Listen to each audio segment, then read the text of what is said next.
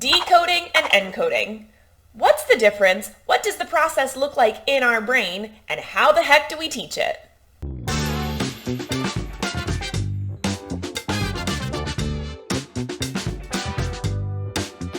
Welcome back to episode 7 of Phonics Rules for Teachers and How the Heck to Teach Them. Today we're going to be learning about decoding and encoding. First, let's take a look at decoding. Decoding is the process of converting symbols, i.e. letters, to sounds. Simply put, decoding is the process of reading words. When you look at a stop sign and you think or say the word stop out loud, you are decoding that word. While reading does of course involve comprehension, which is understanding what we read, when we look at the letters C-O-W and we can read that it says cow, that part is decoding.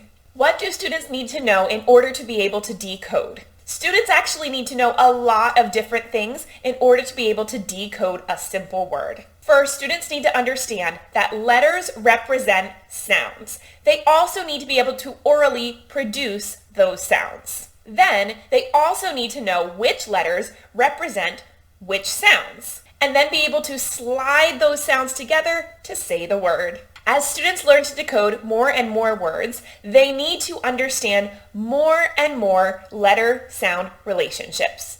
And they need to be able to look at a word and see the letters in the word and decide quite quickly which sound that letter will be representing if it can represent more than one sound. For example, if you look at these two words, pool and book, your brain can very quickly help you know that in pool, O-O is representing oo, but in book, O-O is representing Another example is giraffe and goat. So to recap, in order for students to be able to convert symbols into sounds or decode a word, they need to be able to do these things. 1. Hear and produce sounds in a language. 2. Recognize that letters represent sounds. 3. Connect specific sounds to the letters that represent those sounds. 4. Recognize different spelling patterns and produce those sounds. And 5. Blend sounds together to make words. While to most adults, decoding is a very automatic process, there is a lot of brain work going on when students are decoding, particularly for our earliest learners. This is why it's really important to focus on those phonological awareness skills and those phonics skills to help your students be successful when they are decoding. So now let's take a look at what is encoding. Encoding is the process of converting sounds to symbols, i.e. letters. Simply put, encoding is the process of writing words. When you say a word out loud, like jump, and then write down the symbols or the letters that represent each sound in that word, you are encoding the word jump. Of course, when we're writing, we need to understand the meaning behind the words that we are writing, but encoding is just the part where we hear a word and then write down the letters that represent the sounds in that word. In order to encode, students need to understand many of the same concepts that they need to understand in order to decode. They need to understand that sounds can be represented by symbols and which symbols represent which sounds and when to use each. Encoding also requires students to know how to physically write a specific letter while also holding the whole word in their brain and sometimes holding an entire sentence in their brain if they're trying to write a sentence. What does the process of encoding look like? Let's take a look. Number 1, students need to hear the individual sounds in a word. 2, they need to recall which letters represent each sound. 3, they need to write down the symbol or symbols for each sound while holding the word in their brain, properly form each letter so that other people can read what they've written.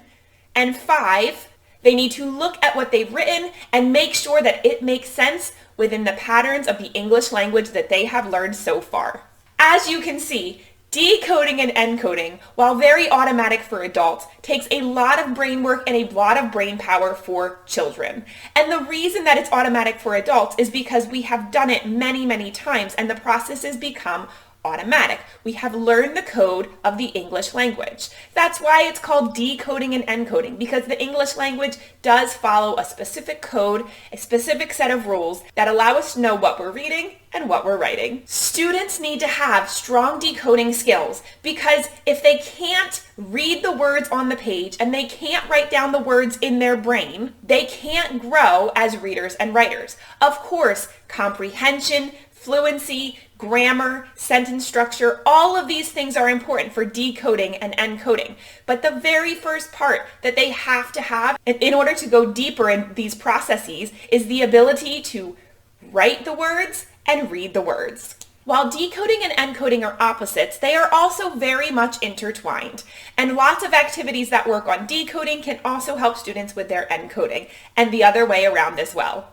Both decoding and encoding require students to have strong phonological awareness, which is the ability to hear, break apart, and put together sounds in a language orally.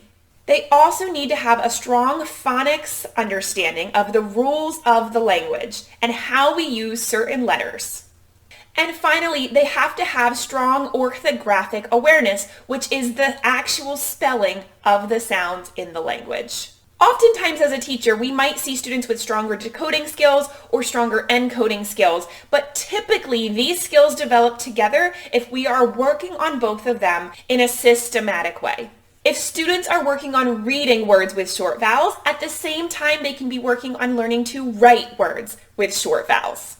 Now let's talk about how the heck to teach it. How do we foster strong decoding and encoding skills in our students? I'm going to share 10 specific strategies, activities, or ideas that I use in my classroom to develop strong decoding and encoding skills. Some of these are things I've spoken about before in previous episodes, and that is because they are excellent activities. Number 1 is the sound drill warm-up. I've spoken about this before.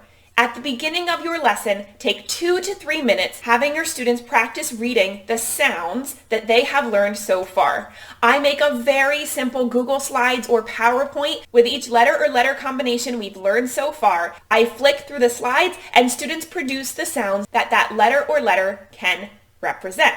If a letter can represent more than one sound, then my students will see a little 2 or a little 3, and they will say all of the sounds that that letter can represent. For example, S can represent S as well as Z. Number 2, use decodable texts.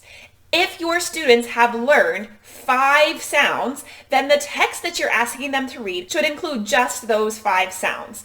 Now, research shows that if a text is 80% decodable, then that is an acceptable text to use. However, the less sounds that a student knows, the more decodable that text needs to be for them to be able to decode it. So if students only know 5 sounds, only give them text with those 5 sounds. If students know 30 sounds and you give them a text with 31 sounds, they can still probably practice their decoding and it will work just fine. Number 3, use fluency passages. I love to use fluency passages in my classroom, and my fluency passages that I use are also decodable. These are passages that the students will read multiple times. The first time I read it to them, the second time we read it together in a small group or a whole class, and then the third time they read it to themselves.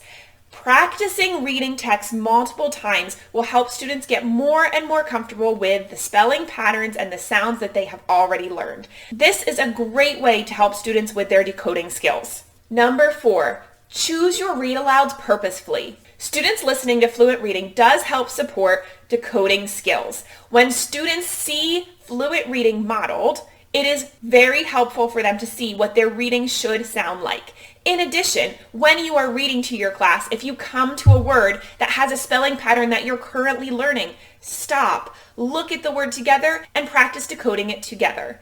You can do this with sounds that you are currently learning, or you could do this with sounds that you have already learned. Number 5, word mapping. I've talked about word mapping in a previous episode, but word mapping is a great way to help students develop their encoding skills. And when we're working on encoding, it does also help their decoding skills. Give students a word, let them hear the word orally, let them count how many sounds they hear in the word, put down a counter for each sound that they hear, and then work together to write the letter or letters that represent each sound.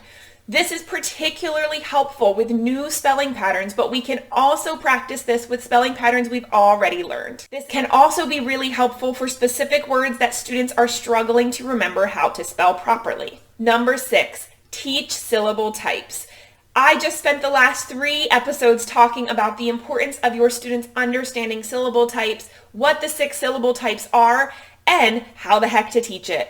If students understand syllable types, this will greatly support both their decoding and encoding skills. Number 7, have a snowball fight. Snowball fight is one of my favorite activities that supports both decoding and encoding skills. Here's how it works. I give each student 3 little slips of paper, and they write down one word on each piece of paper that contains the spelling pattern that we are currently focusing on. Once students write their words on their 3 sheets of paper, they crumple up their papers, they stand on 2 different sides of the room, they throw their snowballs, and then they go ahead and retrieve 3 different snowballs. They open up their paper, they read the word, and they write it on their recording sheet. This is a class favorite, and it practices decoding and encoding. We normally repeat the process 2 times. So in the end, they have 6 words with the spelling pattern that we've been learning about. Sometimes I will also add a fun twist where I will write a word on the whiteboard, and if they have that word on their recording sheet, they take their snowball and shoot it in the trash can. This is a great way to practice decoding and encoding and get out some of that extra energy that students always seem to have. Number 8, musical sentences. Musical sentences is sort of like musical chairs. I write decodable sentences on slips of paper and put one at each student's spot. In each sentence, there is 1 or 2 or maybe 3 words with the spelling pattern we are currently focusing on. I put on music, students have a whiteboard and a marker, and they walk around their table. When the music stops, they flip over a sentence, read it out loud, and then write the word or words with our spelling pattern on their whiteboard. In the end, they've collected multiple words with our spelling pattern, they've read multiple sentences with our spelling pattern in context, and again, they've gotten some of their wiggles out. This one is also a fan favorite, and it works great whether you have students walk around their own table or whether they walk around the entire classroom. Number 9, targeted journal entries. Once you've worked with a new sound for a few days, you can have your students complete targeted journal entries. How this works is they work together to write down a list of all the words they can think of with your specific spelling pattern. Make sure you're working together to tap out the sounds, write down the letters that represent those sounds and they're spelled correctly. Students can pick a word or words from your list and use them in a sentence in their journal. When I do this at the beginning of the year, I only expect students to write 1 sentence and use 1 word. As the year goes on, I'll encourage them to write more sentences and include more words. What this does is have them practice using that new spelling pattern in context. They're having to practice their encoding skills here, and I always check to make sure that they've spelled it correctly, and if they haven't, we'll sit and have a one-on-one chat about how it's spelled and why. And as the year goes on, I will encourage them to turn their sentences from maybe 2 random sentences to 2 or 3 sentences that fit together. And number 10, modeled writing. I love this way to practice encoding skills because you can do it with any subject, not just reading or writing. This works great when you're teaching science or social studies and you are modeling a writing piece that you are going to have your students complete. As you are modeling your writing, pick some words specifically to stop, ask your students to say out loud, break it down together, and then have them help you figure out what symbols or letters they need to write to represent each sound. This is a great way to add a little extra encoding practice to any lesson. Decoding and encoding are such important skills that students need in order to be successful readers and writers. If students can't read the words and they can't write the words, they are really going to struggle. But if we practice these skills specifically, they will thrive as readers and writers. And there you go. That's all you need to know about decoding and encoding. Make sure you subscribe so you don't miss next week's episode. Thank you again for tuning in to another episode of Phonics Rules for Teachers and How the Heck to Teach Them.